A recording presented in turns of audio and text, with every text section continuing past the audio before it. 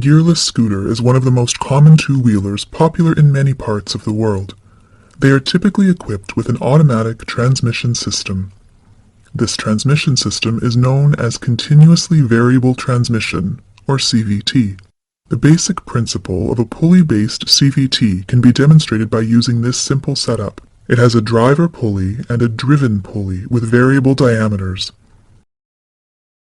A V-belt with constant length runs between these two pulleys. High RPM is obtained by increasing the diameter of the driver pulley and decreasing the diameter of the driven pulley. High torque is obtained by doing the opposite. This system allows us to achieve infinite number of drive ratios between the minimum and maximum limits. It is not possible to simply change the diameters of solid pulleys as shown in this demonstration, so engineers develop certain mechanisms to obtain similar mechanical characteristics. A variator assembly is used for this purpose. Here, the pulley is made up of two conical plates. One of them is fixed to the input shaft, and the other is free to slide along its axis. A V-belt runs between these plates. The rear side also has two conical plates between which the belt runs. One of these plates is fixed to the shaft, while the other can slide sideways.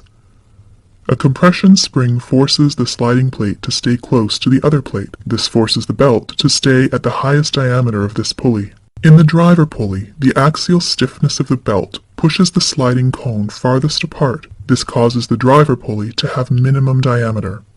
This is the condition of high torque, low RPM. To obtain high RPM, the diameter of the driver pulley decreases, and that of the driven pulley increases. Let's understand how this is achieved in the actual scooter CVT.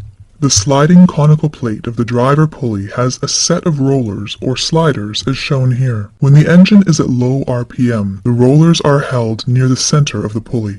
As the engine gains speed, centrifugal force causes rollers to move outwards along a curved surface. These rollers push against the ramp plate. Since the ramp plate is fixed, the sliding conical plate is forced towards the other plate. Let's see the diameter change in slow motion.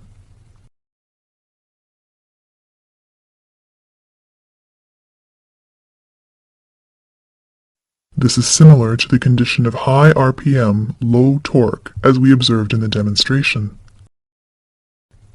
This transmission system includes a centrifugal clutch assembly. The inner portion consists of weighted arms held in place by extension springs. These arms are connected to the pulley. The clutch housing is connected to the output gear. When sufficient speed is reached, the centrifugal force causes the arms to swing outward, and the friction pads engage with the clutch housing.